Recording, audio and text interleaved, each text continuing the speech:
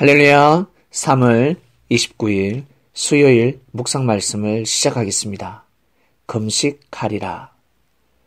어떤 사람들이 금식을 하겠습니까? 주님께서 하신 말씀, 신랑이 있을 때는 금식하지 않는다. 손님들이 신랑과 함께 있는데 어떻게 설파할 수 있으며 금식할 수 있겠냐?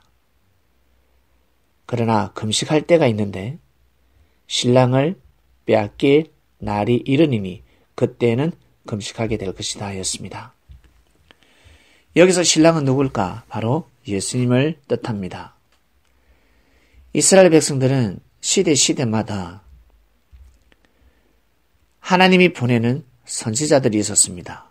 기름 부음 받은 자들입니다. 그 시대 중심 인물이었습니다. 창세부터 시작해서 세례요한에 이르기까지 항상 때에 맞춰서 사람을 보내주셨습니다. 하나님의 역사를 깨닫고 하나님의 뜻을 깨닫고 말씀을 선포하는 사람들이었습니다. 그러다 이제는 때가 되매 선지자가 아니라 그리스도 메시아를 맞이하는 때가 도래한 것입니다. 초등학교, 중학교, 고등학교를 지나서 대학교에 들어가듯이 나아가서 대학원에 들어가듯이 학문이 점점 높아지지 않습니까? 학문을 왜 배울까? 왜 공부를 할까? 자신이 바라고 원하는 뜻을 이루기 위해서입니다.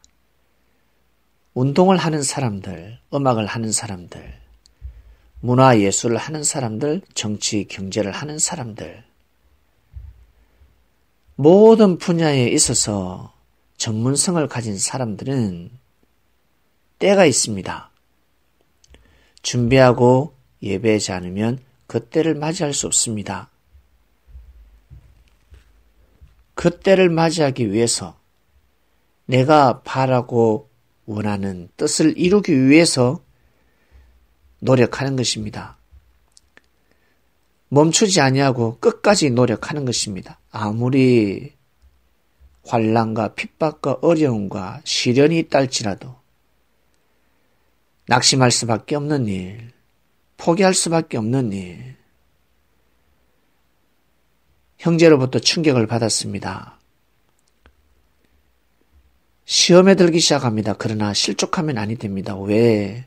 내가 해야 될 일이 있기 때문에, 내가 처음에 마음을 먹은 꿈이 있기 때문에, 뜻이 있기 때문에 대부분의 사람들은 한 우물을 파지 못합니다.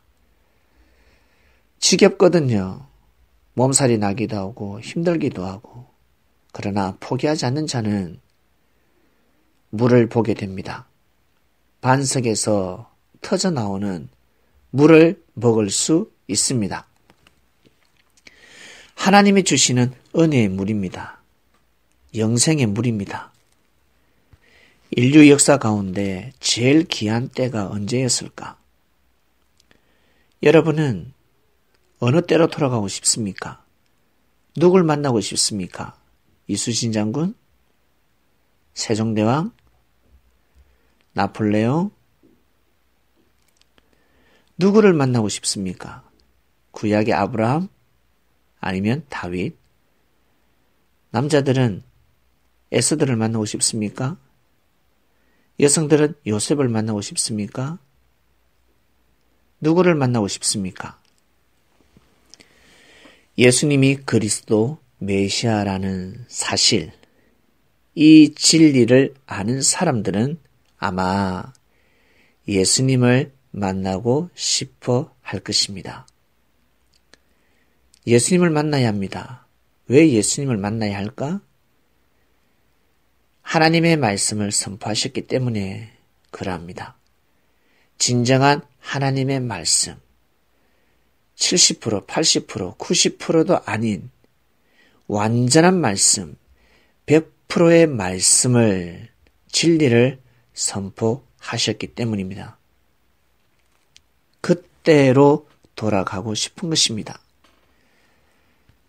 그럼 지금 현재 내가 살아가는 이때 중요하지 않습니까? 라고 하겠지만 아니요. 너무 중요한 때입니다. 여러분 개개인 인생 가운데 어느 때가 제일 중요하다고 생각하십니까? 돈을 많이 벌 때, 좋은 남자를 만나고 좋은 여자를 만날 때, 직장에 들어갈 때, 여러분이 바라고 원하는 뜻을 이룰 때, 어떨 때 제일 귀하고 좋은 때라 생각하십니까? 하나만 뽑아보시길 바랍니다. 예수님을 신랑으로 생각할 때입니다. 예수님을 신랑으로 맞이할 때입니다. 이 가치를 알기가 어렵습니다. 왜? 영적으로 어리기 때문에. 어린아이들은 하나님의 사랑을, 진리를 잘 모릅니다. 자기 생각대로 맛있는 음식 먹고 놀고 마시면 그것이 좋습니다. 그리고 말씀을 들어도 지루합니다. 어리기 때문에 그렇습니다. 성장한 사람들, 육적으로 성장한 사람들이 아니라 영적으로 성장한 사람들, 육적으로 성장하는 사람들은 어린아이처럼 마냥 자기가 바라고 원하는 뜻을 향해서 살아갑니다. 영적으로 성장한 사람들은 자신의 뜻보다 하나님의 뜻을 쫓게 됩니다. 나아가서 예수님을 신랑으로 맞이하게 됩니다. 우리는 그러한 때를 살고 있습니다.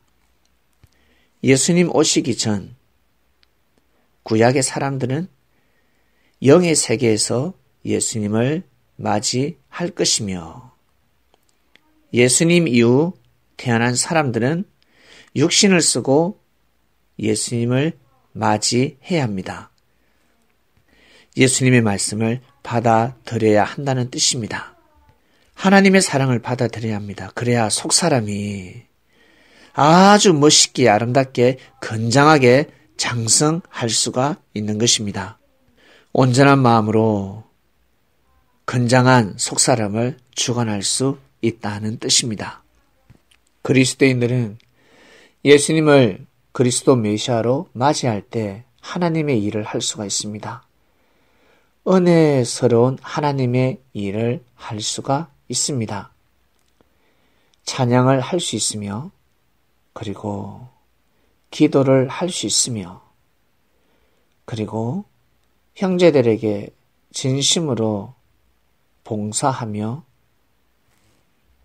모시고 섬기는 삶을 살 수 있습니다.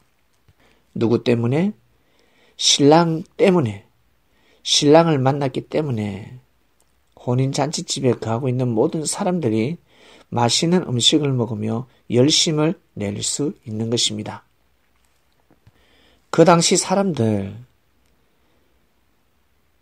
신랑을 뺏어갑니다.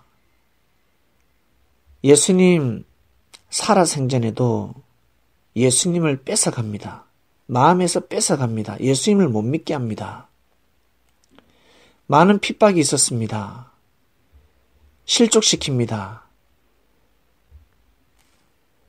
예수님을 통해서 하나님 앞에 나아가는 마음들을 다 뺏어가 버립니다.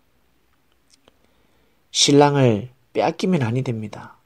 어떠한 일이 있어도 예수님을 빼앗기면 아니 됩니다. 그런데 대부분의 사람들이 예수님을 빼앗깁니다. 힘들고 어려우면 예수님을 놓쳐버립니다. 한마디로 예수님을 빼앗기게 되는 것입니다. 온전한 진리를 빼앗기게 되는 것입니다.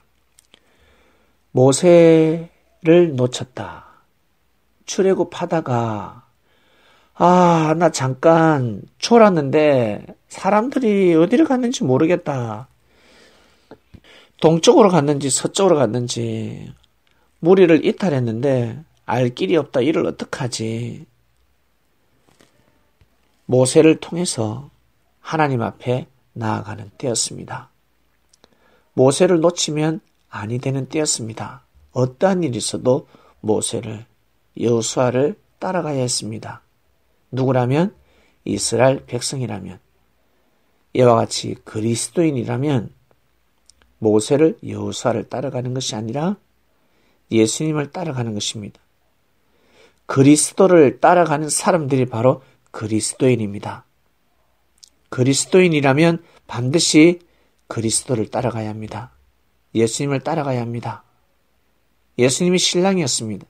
그런데 항상 평탄한 길만 아니었습니다. 어렵고 힘든 길이 고비고비마다 닥쳐왔습니다. 가시밭길이 있고 돌짝밭길이 있었고 길가밭이 있었습니다. 그리고 나아가서 낭떠러지가 있었습니다. 참으로 힘든 인생길이었습니다. 그러나 어떠한 일에서도 신랑을 빼앗기면 아니 됩니다. 구약의 선지자들이 선포한 말씀들, 모세가 선포한 말씀, 여호수아가 선포한 말씀, 바로 진리 아닙니까? 진리를 빼앗기면 아니 된다는 것입니다. 그들의 입에서 선포되는 말씀을 정말 귀하게 여겨야 합니다. 그리스도인들은 주님이 하신 말씀을 귀하게 여깁니다. 생명의 말씀이기 때문에 그 말씀을 읽게 되면, 말씀의 가치를 모르게 되면 자신도 모르게 예수님을 빼앗기게 되는 것입니다. 말씀의 은혜를 받지 못하는데 어떻게 하나님께 영광을 돌릴 수가 있겠습니까? 바로 금식에 들어가는 것입니다. 영의 음식을 먹지 못하기 때문에 속사람이 금식에 들어가는 것입니다. 내가 금식을 하고 있는지 알 수 있는 방법, 거울을 자세히 보시길 바랍니다. 그리고 자신의 입술에서 감사의 소리가 나오는지, 아니면 형제를 비판하고 악평하는 소리가 나오는지, 형제가 잘못했는데요, 잘못했기 때문에, 큰 실수했기 때문에 비판하고 악평할 수밖에 없습니다. 지적할 수는 있지만, 서로 다툴 수는 있지만 비판하면 아니 됩니다. 악평하면 아니 됩니다. 악평하면 금식에 들어가는 것입니다. 자신도 모르게 금식을 하고 있습니다. 말씀을 먹어도 금식을 하고 있는 것입니다. 살아가면서 몸이 아프지 않는 사람이 없습니다. 그러나 병이 아닙니다. 아픈 것과 병은 다릅니다. 뺨을 때리면 아프잖아요. 아프다고 해서 그것이 병입니까? 배가 고픕니다. 배가 아픕니다. 그게 병입니까? 무릎이 아픕니다. 성장통이죠. 그게 병입니까? 병이 아닙니다. 신경을 많이 쓰니까 머리가 아픕니다. 병입니까? 병이 아닙니다. 아픈 거하고 병하고는 다른 것입니다. 영적인 병에 걸리면 금식을 했기 때문입니다. 밥을 10일, 20일, 50일, 60일 먹지 않으면 죽습니다. 금식하면 살 수가 없습니다. 그처럼 말씀의 은혜를 10일, 20일, 50일, 60일 은혜를 받지 못하게 되면 영적으로 하나님과의 관계성이 끊어집니다. 나는 예수님을 믿습니다. 예수님이 그리스도 메시아라는 걸 믿습니다. 아무리 믿어도 말씀의 은혜가 없기 때문에 금식이 되는 것입니다. 자신도 모르게 금식을 하고 있는 것입니다. 형제를 비판하고 있습니다. 악평합니다. 자신도 모르게 금식에 들어갔습니다. 그래서 하나님의 일을 제대로 할 수 없습니다. 형제들에게 은혜를 끼칠 수 없습니다. 아무리 옳은 말을 해도 성령의 은혜가 함께 할 수 없는 것입니다. 삭막합니다. 강박합니다. 냉정합니다. 날카롭습니다. 조그마한 일에 혈기를 내기 시작합니다. 빨리 회개하고 형제하고 풀어야 되는데 그러지 못합니다. 먼저 고개를 숙이지 못합니다. 하늘 앞에 무릎 꿇고 회개하지 않습니다. 그리고 자신이 맡은 사명이 있습니다. 하나님의 주신 일이 있습니다. 소홀해지기 시작합니다. 금식을 했기 때문에 힘이 없는 것입니다. 그래서 일을 제대로 못하게 되는 것입니다. 예수님이 왜 이방인들하고 결혼하지 말라고 했을까? 결혼을 함부로 하면 아니 된다고 말씀하셨을까? 결혼을 함부로 하면 사랑하는 남편 금식시킵니다. 그리고 사랑하는 아내 금식시킵니다. 돈을 잘 벌어다 주고 맛있는 음식을 사준다고 해서가 아니라 영적인 음식을 못 먹게 하는 겁니다. 진리를 못 먹게 합니다. 신령과 진정으로 예배를 드리지 못하게 합니다. 정성을 드립니다. 정말 준비하고 예배해서 꽃단장에서 예배를 드리는데 그것을 싫어합니다. 왜 교회 가면서 멋있게 아름답게 해서 가냐? 대충 해서 갔다 와. 정성을 들이고 있는데 신랑을 맞이하러 가고 있는데 이방인은 알 수가 없습니다. 알 길이 없습니다. 핍박을 합니다. 그리고 약속을 만들어서 예배를 가지 못하게 하고 교회에 봉사하는 일을 싫어합니다. 결국 금식을 시키는 것입니다. 그러면 자신의 아내가 영적으로 죽게 됩니다. 남편도 마찬가지고 사람들은 이것을 모르고 살아가고 있습니다. 금식을 하고 있는지 금식을 하지 않고 있는지 자신이 스스로 금식하고 있다는 것을 모르고 살아가고 있습니다. 주님이 주시는 말씀을 먹지 않으면 금식에 들어갑니다. 그래서 인생이 공고해지는 것입니다. 공고한 마음을 어떻게 하면 회복할 수 있을까? 금식하지 않는 것입니다. 어떻게 하면 금식하지 않을 수 있을까? 주님의 가치를 알아야 합니다. 섭리의 가치를 알아야 합니다. 영으로 오신 주님께서 말씀하시는 그 말씀의 가치를 알아야 합니다. 그래야지만이 금식에서 벗어날 수 있습니다. 마음껏 하나님께 찬양하며 율동하며 신령과 진정으로 예배를 드릴 수 있습니다. 오늘 말씀 여기까지 하겠습니다. 하나님 아버지 감사합니다. 금식하리라 말씀이 선포되었습니다. 어떤 사람들이 금식합니까? 신랑을 빼앗길 때 금식하게 됩니다. 저희들은 빼앗긴 신랑을 찾았습니다.